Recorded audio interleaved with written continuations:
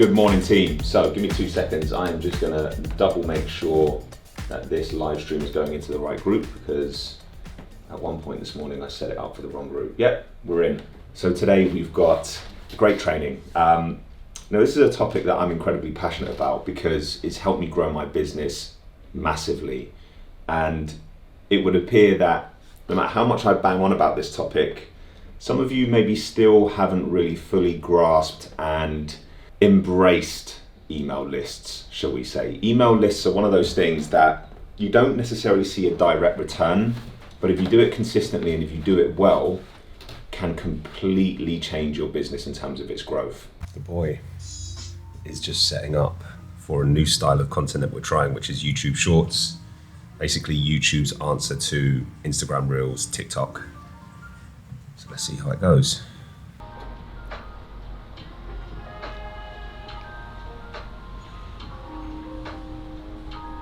Mind. The fact that you pivoted it, is that what's supposed to blow my mind? Yeah. He's even worn shorts because he knew we were filming shorts. This guy is always a couple steps ahead of other men.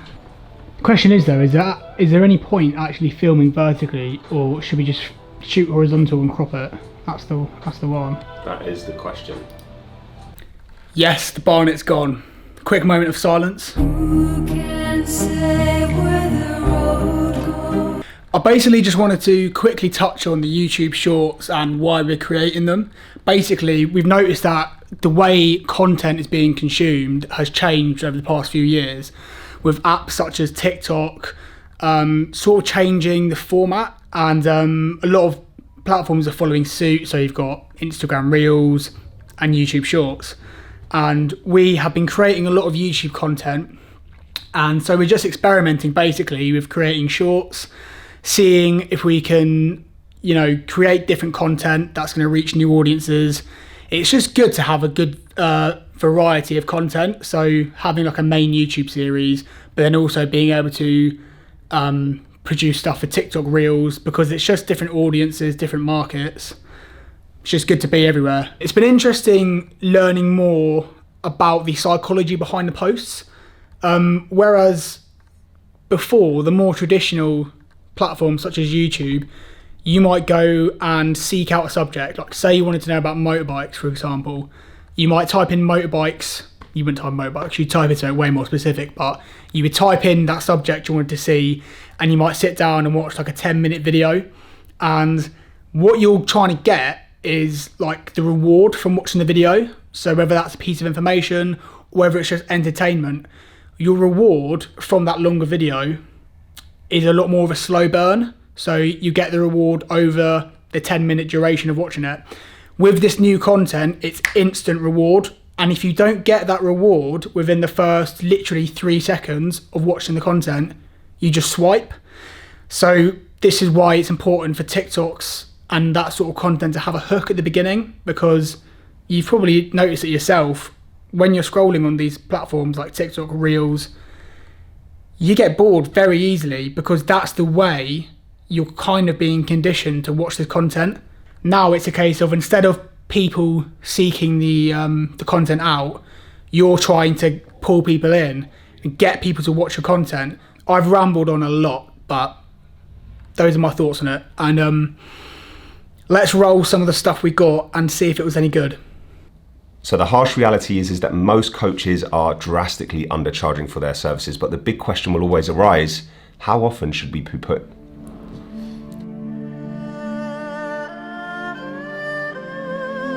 meeting your clients where they're at? Your approach that you use with a specific client should be individually tailored to that person. You might have very experienced clients who've been training for 10 years plus, but equally you might have a complete newbie or beginner who's come onto your books, and you're gonna have to use a very different approach for that person. So don't go throwing the kitchen sink at everyone and treating everybody exactly the same, because it's the only way that you know how. Start to learn how to individually tailor your approach based on where the client is and where they need to go. We're going to want a nice clear video on there that is obviously really nicely shot by Luke, which it will be. What might be quite nice as well, Luke, is if Tom fires us across some nice bits of social proof of like before and afters of dudes or whatever, including your own, they could maybe pop up on the screen in a way that isn't cheesy or whatever. Yeah. You know, that might be quite nice. Like, I've helped tons of dudes that just like pops up, just flashes across the screen, which would be quite nice. So absolutely love having clients come down and get some face-to-face time. We've been subject to Zoom for as long as I can remember with coronavirus and the lockdowns and so on. So actually seeing people face-to-face makes such a difference. Being able to communicate freely, being able to see people's reactions and just work through stuff in a much more hands-on way. I absolutely love it.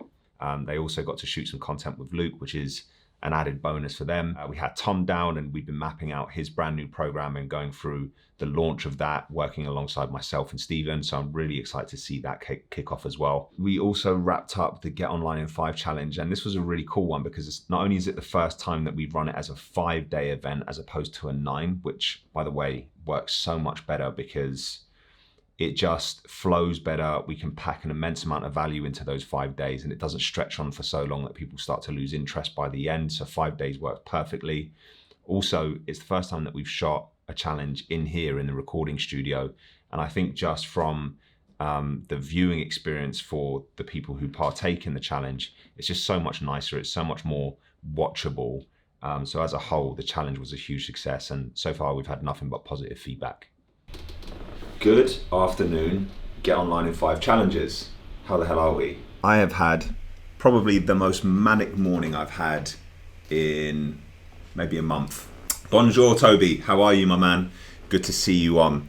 I've got so much to go through with you guys today that I'm just going to get straight into it. So, today we're looking at your scalable, repeatable online business machine. This is the system that we used inside Supercharged to get the coaches new clients every single month. Okay, SROBM for short, scalable, repeatable online business machine. I'm just going to get my iPad up and I'm going to show you why this works and why we use it. Okay, why don't we just do what everybody else does and post on Instagram every day value and just hope for the best, which is what probably I would guess 85 to 90% of you are doing.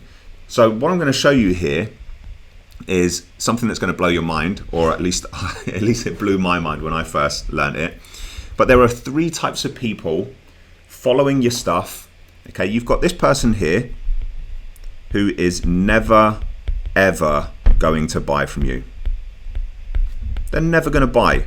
And that could be for a multitude of reasons. Maybe your values don't align. Maybe you just don't have a service that they're interested in. The second type of person that we have following your stuff is potentially going to buy in the future.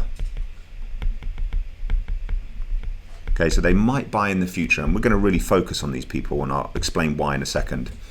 And then over here on the right, we've got ready to buy now. These guys and girls are like a blessing and a curse. And let me kind of explain why they're a blessing and a curse. Yes, you have had that. Brilliant. Okay. It's a blessing and a curse. Let me explain why. It's a blessing because you sign up a client. It's a curse because in your mind, you automatically think, oh, okay, when I post on Instagram saying I'm looking for clients, somebody says they want to work with me and then I sign them up. Easy. I'll just keep doing that. But it's a false fallacy. It just doesn't work like that continuously. We have an audience of people who are ready to buy from you, and I'll explain why they're ready to buy from you, but they're finite, meaning that they're not there forever. You're going to churn through those people.